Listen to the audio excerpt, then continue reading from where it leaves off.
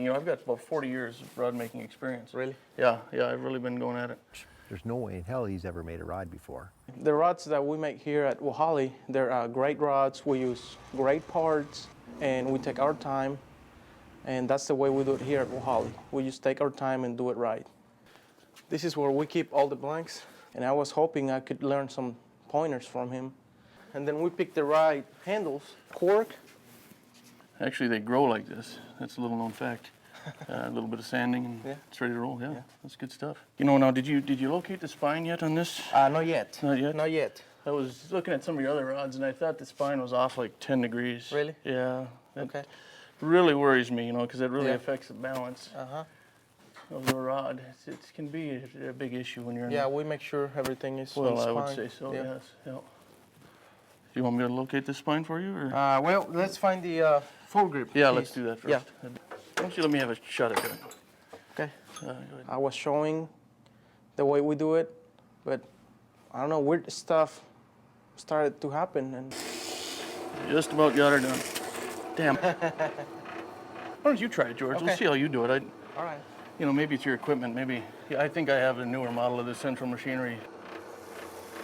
Easy, easy, easy. Easy. Don't rush it, George. Once it's glued, we find the spine. We got to find the right place. Well, you don't want to mess that up. Otherwise, what's the point? While I was explaining, he came up with the stuff that I never heard of. You try and find the spine, and you just spend hours. Did you ever do that, No, George? I've never done it that way. Really? Now, That's brilliant. we have a 2-part epoxy, 5-minute glue here. You know, some people use the 3-minute, and that's just taking a shortcut. Nobody, you can't cheat yourself. Right. When you're talking about quality products, you don't want to take shortcuts. It doesn't give any time to cure. There's no time to cure. Yeah. No time. It's like, what, 6 minutes less than the 5-minute. Well, that's all wrong. It's crooked. It is. Yeah. I line my trigger, Trigger. and then I push towards the wall and move the tip over. See how it's moving? Yeah, don't put too much pressure. Just I actually learned a little bit that day, tried to do a few things myself that I'd seen Jimmy and George do. I probably could do something like that, and not that I'd want to, but I think I could manage a place like that.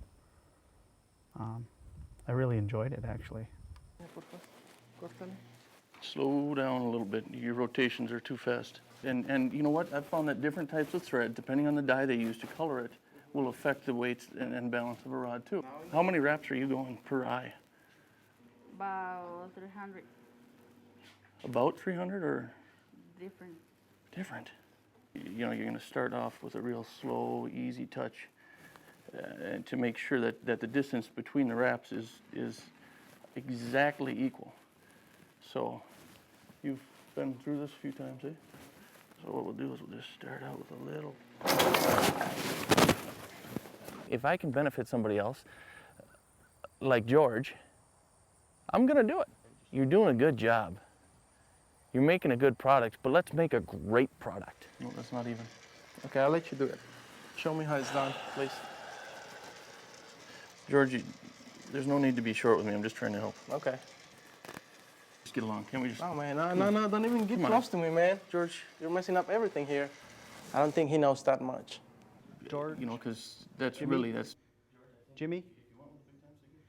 I know a little bit about rod building myself. You bring that to the home office. There's no telling where you're gonna end up. Hey, what's happening over there? I tried to help lend my knowledge, just the little knowledge that I had compared to Jimmy. He broke several $1,000s in fishing rods.